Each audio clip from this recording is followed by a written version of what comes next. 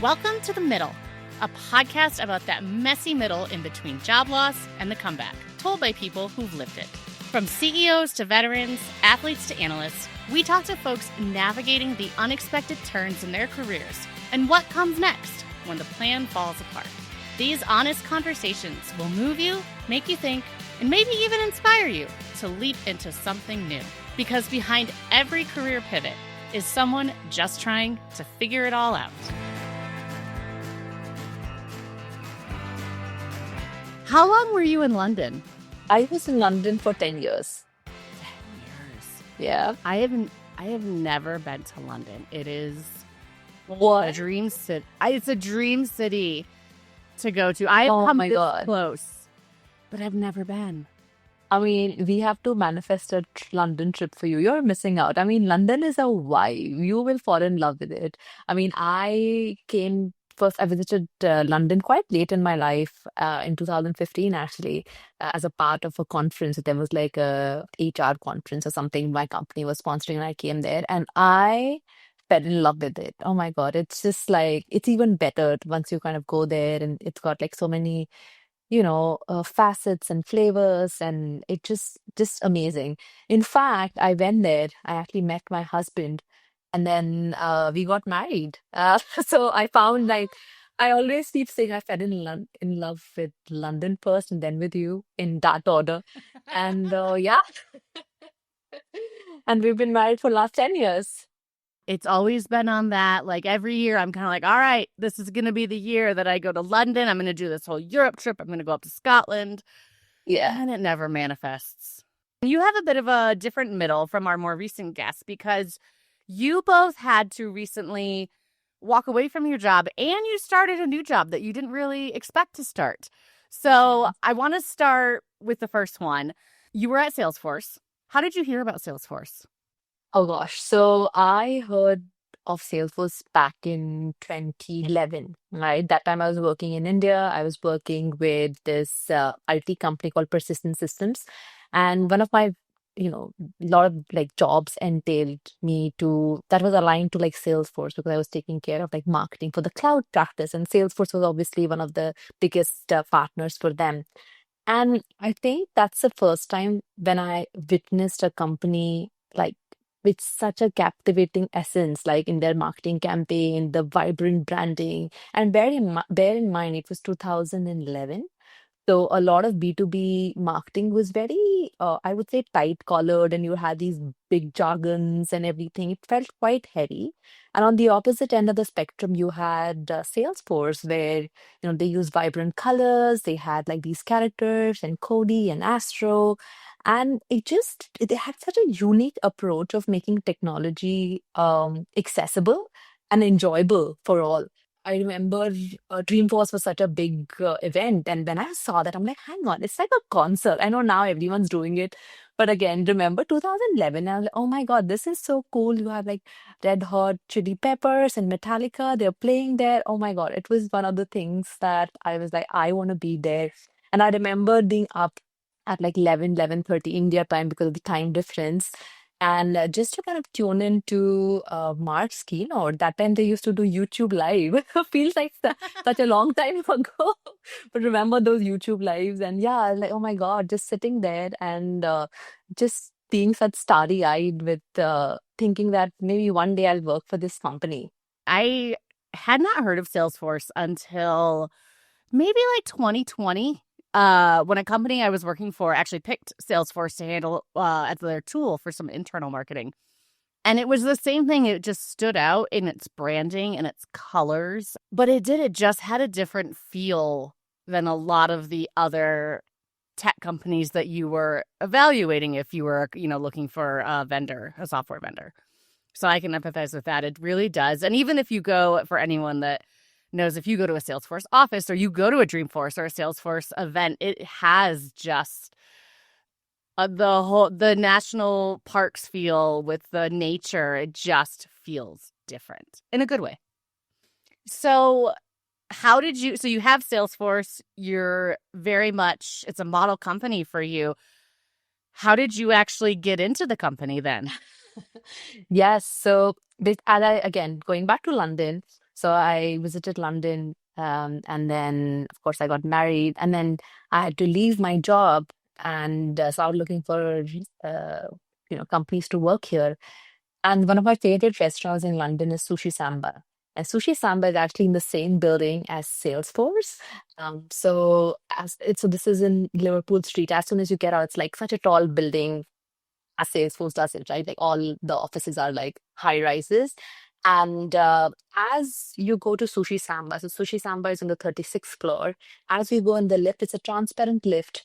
And as we go there, you see this big blue cloud which says Salesforce. And as you go up, and I'm telling you, this feels like a sequence out of a movie, right? Like I'm going to Sushi Samba, and I used to go there quite often, and every time I used to just that it was almost like that big blue cloud looking at me, and I was like, oh my God, I want to be here. And somehow I didn't realize it then, but I kept manifesting it, and I should just keep applying for these random, even the jobs that I was not qualified for. I'm like, somehow I just want to get in.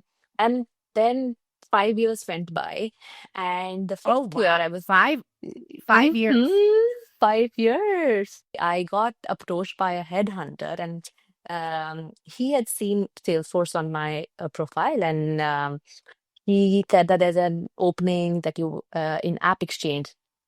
So then I went for an interview, and they were like, "Hey," because I had already worked with a Salesforce partner, I knew what App Exchange was. I knew the App Exchange listing and stuff like that.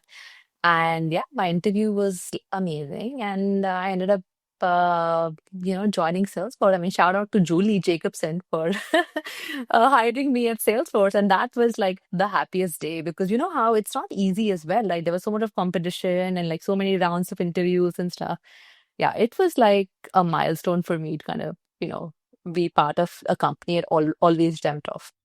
I would say, what did that feel like? Your dream had just become a reality. What did that feel like? It almost, when my first day, it made me think of all those, the late night calls and like, watching Mark Benioff talk about it. And this office, again, you've not been to the Salesforce London office, but again, it's beautiful, high ceilings. They have Ohana floor on the 35th floor. And it's stunning because you get like a 360-degree view of London. You see the Tower of London, you see the Thames, and oh my God, like literally you feel the top of the world. And that's how I felt. And within the first week, I had to travel to Paris because there was a world tour in Paris, right? And I was like excited, whatever.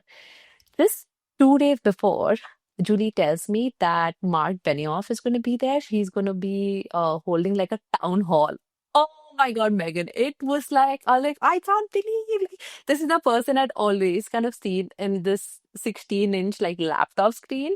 And I'm telling you, like, I was so excited. I was probably not as excited to see like a pop star, but to see Mark Benioff, it was suddenly he's so tall, and I still He remember, is. vividly remember, yeah, vividly remember in Paris town hall. I'm like, oh my God, this is real. So I think in 1 week I had so many emotions. I remember at a Dreamforce a few years ago, we were going to bring Mark Benioff into the press lounge, and it was going to be a surprise. The reporters were not going to know that he was going to make a surprise appearance and answer some questions. And I remember thinking, so we had to get all the reporters, make sure they were all in the room, try to keep all of them. And I think there was probably 170, 180, keep them all in there. And then at some point I was like, look, the man is like 6'5", 6'6". Like it's going to be very obvious. He's going to come walking down the hall. Like the jig is going to be up at some point purely because of his height. Yeah, yeah, yeah. Tell me. So then take me back to earlier this year. You had some life changes. So can you share what happened with that? Absolutely. So I think it was one of those moments where life kind of taps on you and says, like, this chapter is done, whether you're ready or not, right? And as I said, like, I built what I thought was forever career at Salesforce, 6 years, multiple roles, promotions, working with the smartest people. And I genuinely thought I'd be there longer. But then life had other plans. My husband and I decided to move to Dubai. My parents are in Muscat, so just to kind of be closer to the family. But to be honest with you, Megan, I was fully expecting to continue my journey with Salesforce from here because they do have a Dubai office. And I did try to kind of make things work, but unfortunately, my role was not aligning and the role transition didn't line up the way I thought it would. And I just had to let go. And I think it was one of the most difficult decisions of my life where I had to put my resignation and put in my papers for the company I had manifested for a company I'd always dreamed of. I am not kidding. I'm not being dramatic. My hands were literally shaking when I was like, pressing enter on that portal. It was so difficult to kind of do that, and like a lot of emotions, right? Because I told you how much Salesforce meant to me. Letting go was like much harder, and you're kind of sealing the deal when you're putting it in the system, right? Because there's no going back from there. So definitely, you know a very difficult decision for me.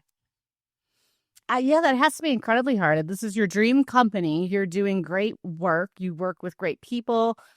You you want a career there, and yet you are also picking your family. There's no wrong choice. It's just one of, like you said, it's one of those things where unfortunately you have to pick one over the other. So of course you pick your family. Of course that's the decision that you make. But that doesn't mean there isn't that roller coaster of emotions. I know some people have described it as the five stages of grief. Yeah. It is a loss. I could not agree more, 100%. Because you go through this cycle and like this is disbelief and like why is this happening to me? And there is a point where I was also thinking like, should we do like long distance? Should I still be in London? And then my husband will be here and all of that. And I mean, we made a decision for a reason, for like not, I mean, for multiple reasons, right? And then it was quite tough because I'm like, I would do anything to kind of just stick around and see uh not to leave any stones unturned. It was in that phase. But after a while, you're like, look, that it's not going to happen. Like, just accept it, move forward, and like, kind of deal with those emotions. Did it challenge your definition of how you thought life would go? Like, I have this great family life. I have my dream job. I'm living in London. Everyone kind of has this definition of success of how life is. And then, like you said, something comes along and forces you to take a fork in the road. And so did it challenge that definition of what a successful life looks like? Yeah, and I feel that success to you means different thing at different phase of your life. I said I started as manager, moved my way up to director. I was, started with EMEA, then I was doing a global role. I had a team and all of those things. So and with a company like Salesforce, is always like, okay, what's next? Okay, now how do I become a senior director? It's you are in that race, and I don't think that ever a point where you're like, oh yeah, I think I'm okay, because I feel that because the company is so fast paced, depending on, and this could differ from person to person, but for me, I was like, okay, right now, what's next? What do I know? How do I get to another level, or how do I get to do something that expands my role, expands my remit, and stuff like that? And this is professional, but personally as well, I think we'd been in London for quite some time. And then, you know how it is, your friend circles change. And then after a while, you're just very content in what you have. And it becomes a bit mundane. It doesn't kind of challenge you enough. I feel that that's the change that we were looking for as well. So you've submitted your resignation. You're brand new to Dubai. You're just getting settled in. You've got a new house, a new place to live. You don't have a job now. How did that feel? How did that first day of waking up with no Salesforce job feel? I felt a little of grief and loss, to be really honest. But I'll tell you what I also felt was light. And I was like, hang on, this is not what I expected. Because the next day morning when I woke up, I thought that because I couldn't sleep after I put my papers and put it in the system, I just couldn't sleep because my mind was like buzzing with so many things. And in the morning, I'm like, I know this is what I'm going to feel. But I just felt light and I was like, I didn't, my heart and my mind didn't expect this. What's happening? And then I realized it's that act of letting go because finally I was done fighting, right? Like I was like, okay, I'm not gonna keep fighting for something that's not working out, or keep attaching like certain things to a company, because I'm obviously more than that. But I just felt light, and it was honestly liberating. After that first day, if people go to your LinkedIn profile now, they'll see that you're a founder. So I am. did so did you want to be a founder? No, I didn't. It was not on my plan. And a lot of people say when I was a kid, I had an entrepreneurial streak, and they might have. I never did. I always thought, I mean, my parents were always like working class. None of them were like at the business. So I've never seen that. Or like even my friends, they're all like working in corporates and stuff. So I've not kind of seen that. And I was like, no way. For me, the goal was to get in a good company, a brand that I value, a brand that I look up to. And for me, that was Salesforce. I was like, oh, that's it. I'm done. I think that's fine. So being a founder was never on my life plan or life goals, so as to speak. And yeah, it just when this with the Salesforce thing happened, I just kind of took a step back, and I'm like, what do I want to do? I've been working in technology marketing for the last 15 years, sorry, 16 years. So I've been working in the technology space for 16 plus years. I can go and work in another technology company in Dubai, or I can just probably put my skills to use. And because I was in like partner marketing and partner ecosystem, what started with it was the idea of like, how can I help partners? Because, and this started with Salesforce because I'm so close to the Salesforce partner ecosystem. I knew what the gaps were, because Salesforce still is like, very customer focused companies, and there are still like gaps when it comes to how Salesforce supports partners when it comes to like marketing. So I knew there was a gap, and I said, you know what, let's just do it. Let's just launch a company. We'll see what happens. And I feel it also has to do with, because when you move to a new country, it's exhausting, but it's also exciting and liberating because you're turning a fresh new page. And then I was like, okay, it also is like a doorway to trying out new things. And right now, because of what happened with Salesforce, I was like, okay, and now I have the chance to slow down, to intentionally think what I want to do, and maybe try something new that I've not done or dreamt of. And then yeah, that's it. I went full steam ahead and launched Runar, which is the marketing agency. And coming up with the name was also, I'm like, what is it? So I went through like so many names. I'm like, no, it's not sticking. And then I found Runar, which means magic in Icelandic. And maybe that's something I needed. So I'm like, magic. How has it been? Because you're a one man show. You're doing Mhm. everything. Yes. Has it stretched your capabilities and what you're learning and what you're doing every day? Are you learning new skills? Oh, yes. Oh my God. I mean, coming from Salesforce where you had specialized teams handling each of the things, now you're just ending up doing like everything, right from like finances to invoice to pricing, because that's not in my wheelhouse. Like I'm like a more creative person, so I'm happy with like designing campaigns. And but other than that, right? Like you wear so many hats, right? Like you're delivering, you are the sales BD, business development, you are building a brand for yourself. So it was like so many things that you had to do. And you know what the funny part is, that in spite of doing so many things, it's just very energizing. My mom keeps telling me, she's like, when you were at Salesforce, we used to talk much more, used to call and used to talk, but now you don't, because you're so. I'm like, I know, mom, I'm busy, but I don't feel tired. It's just energizing. Did you expect it to feel? I mean, when you both when No. you so no, you didn't expect it to feel energizing. No. No. I was like, I don't know if I can do it. Right. First, as I said, it was not on my plan. It was not on my vision board or my resolution. So it was not. So I was like, I don't think I can do it. And I feel it's that point when, the community of people, your friends, your family around you, they actually show you the mirror, and they show you that, you can do this. But there are a lot of things that you keep second guessing, and that's when you require those cheerleaders in your life. And I'm just so grateful that I have such amazing friends and, like, of course, a support of the family, which I feel that is very, very essential as you take the leap to the unknown.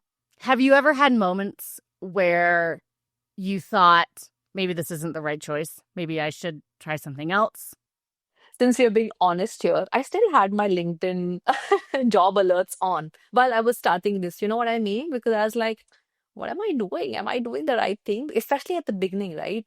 But I feel that right now doing this, I felt I should have done this sooner, because everyone once in a while should get into, and shoes of an entrepreneur, because I feel that it just unlocks so many facets that you didn't know existent within you, because now you're doing it for yourself. All the things that you're doing it, you're putting it in your company. And it also kind of makes you more resilient. It also kind of makes you push your limits, because I don't think I would have done that when I was at Salesforce or any other company for that matter.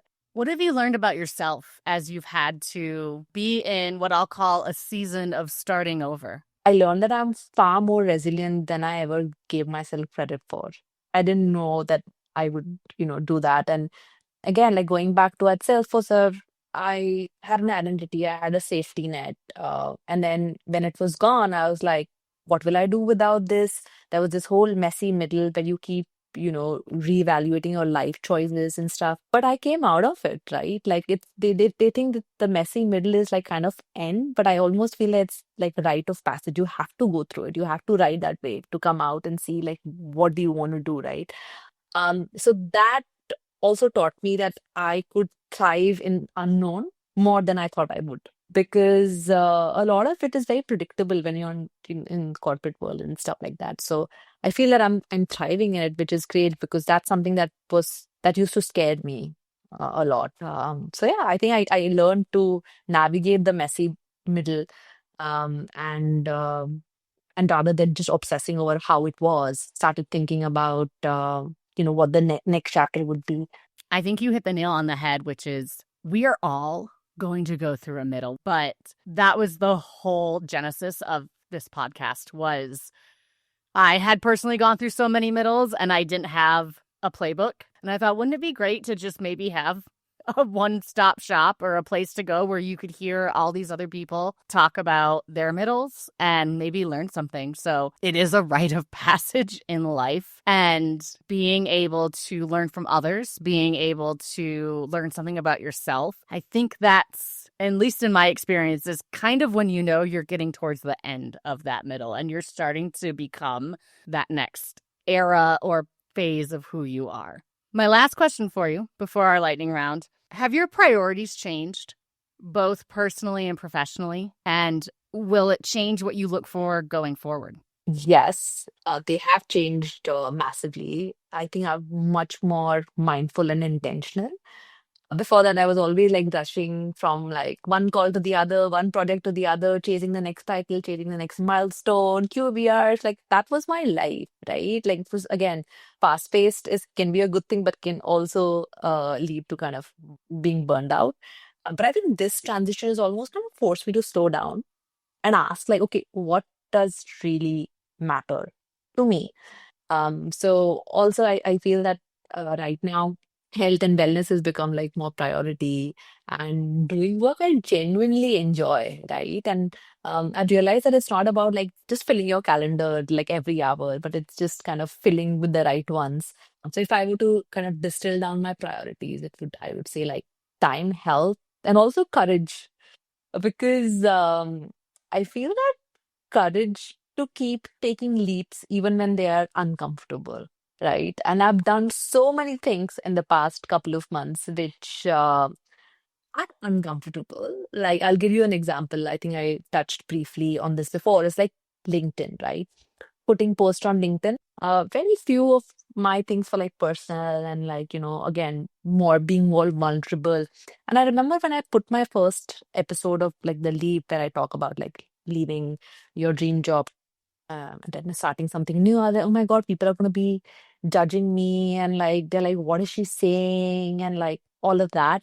And again, I was like, I didn't want to post it at all. But then I just had the courage. I'm like, you know what? I'm just going to post it and it's fun.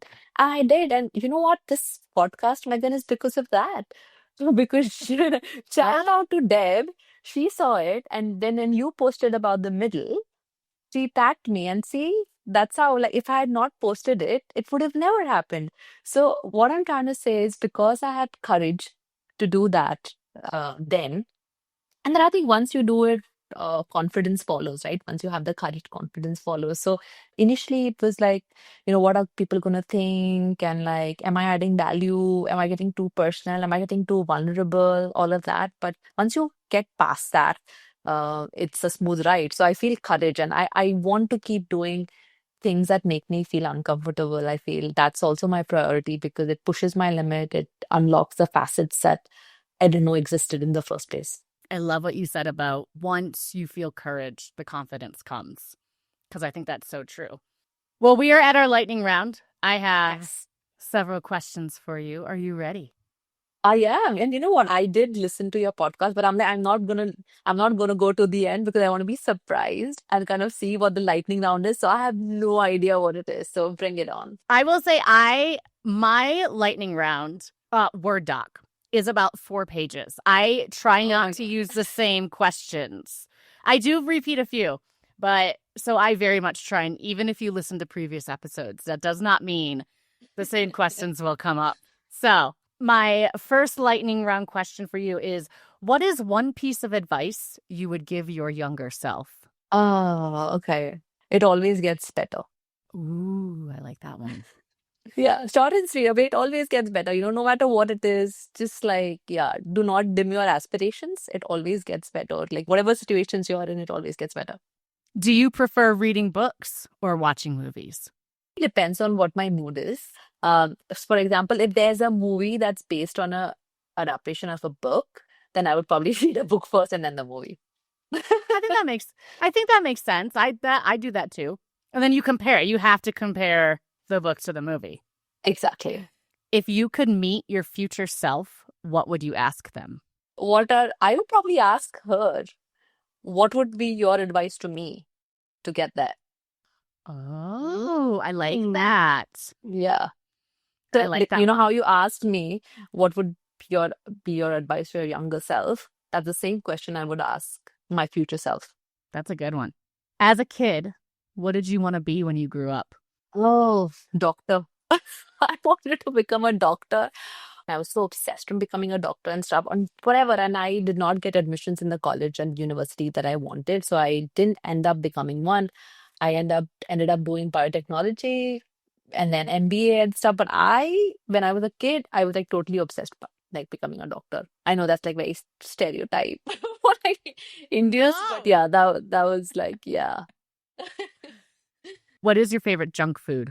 Is croissant junk? I feel very bad saying that it's a junk food because I am a croissant junkie. Like I can eat it like any time of the day. I am obsessed. Like I have like a hat that has croissant on it, and I'm like a croissant snob. So if you can't do it, bakeries who are listening, please don't put it on your menu. It needs to be soft and flaky and airy, and you need to have that crunch. So yeah, I mean, I am obsessed with finding places that do like amazing croissant. Some of my fitness freak friends were like, you know how it's made, right? I'm like, I just close my eyes. I don't want to know how much butter is used. I just close my eyes, but oh my God, I am like obsessed with croissants. But again, I don't want to call it junk food, but yeah, that's my guilty pleasure. It qualifies. It qualifies. Then they are amazing when done properly. Yes. Right? When you go to London, I'm going to give you all the amazing places that you can have good croissants. And then even in Dubai, now I've started making a list in Dubai as well. So anyone who's listening to the podcast, Dubai, London, Paris, just ping me and I can give you the list. All right. We will publish the list of where to find the best croissants. Yes. Are you an early bird or a night owl? Early bird. You know what? Early bird, but it's also because I'm so enamored with this 5 a.m. club and having like this, amazing morning routines and like journaling. So it's like exhausting because I was like, I want to get to that point, but you're fed all of these with Instagram and like all social media, you're kind of fed this whole complicated routine that I never feel enough. Like I don't ever feel that I'm doing enough. But given a choice, I'm like, I'll get up early in the morning and like I always enjoy that 1.5 hour to myself and just like do whatever I want to. Mostly I end up like doom scrolling, which is so bad. But still. When I talk to people, especially as we get older, a lot of people say early bird, but it is for exactly that reason. It is not because they're getting up at 4 a.m. or 5 a.m. to work out. Some are, Mm. but it really is because they get an hour of quiet time and me time and just Yeah. time to get organized. And so it really is not this, like to you said, there is a lot of pressure to do all the things and do all this stuff. But really, they're like, no, it's just I get like maybe Yeah. 60 to 90 minutes to just, and so I do the same thing. I get up and sometimes, I'm like, I'm going to be so Yeah. motivated this morning and I'm going to get all these things done. And then I look down, I'm like, I have been on Instagram for 32 minutes. What is a cause or charity that you're passionate about? Homelessness. So I like, of course, London does have homelessness, but when I first visited San Francisco, and US, and in US, I visited San Francisco, and my brother-in-law is in Seattle. So I visited both of these cities. Again, like they have like the biggest tech companies, right? You the Microsoft, Meta, and Tableau in Seattle, and then in San Francisco, you've got Salesforce and all of these other big tech companies. But it was juxtaposed by homelessness, and it's just in your face. It was just so, so sad. So I just got back to London, and I was just thinking about it because that's like it was a lot. And then there was like this opportunity that came. There's a homeless link charity, a not sorry non-profit in London. So then I joined them as on board, and then helping them with like marketing and on their advisory board. So I do that, and then when I was in London, I used to go and volunteer at like soup kitchens and stuff as well. So that's something that's close to my heart, and I'm very fortunate that I'm able to do something towards that cause. That's a great cause. Would you rather live in a world with no caffeine or no internet? Oh, that's a good one. Do you know what? I'm so tempted to say no internet, and people will be like, oh, yeah, no internet, no AI, whatever. But honestly, I feel like we are so overfed at this point, and I love the convenience. I love how technologically advanced we are, especially now with like AI as well. Everything is on our fingertips. But I think at times it's a bit much. And maybe I'm showing my age here, like, oh my God, like I want to go back to good old days. But honestly, I would like not world, but honestly, probably I could have like couple of days with no internet and just like good coffee and conversations. If you suddenly became a billionaire, what is the first thing you would buy? If I were a billionaire, I would probably fund my like passion projects and buy like a vineyard. When I first moved to Europe, there's this whole thing of like, oh, when I retire, I'm gonna have a vineyard and then I'm gonna, have my own wine and stuff. But as I started learning more and more, it is expensive and it takes quite some time for you to kind of get your, money back and like break even and stuff like that. So maybe I'd do that. I've just gotten back from Tuscany and Umbria in Italy, and the wine estates were amazing. So maybe I'll buy a wine estate which will have an amazing B&B and surrounded by vineyards, and then we'll have a small little winery. I will join you. We will go in on it together because that sounds like a Yes, great fashion project.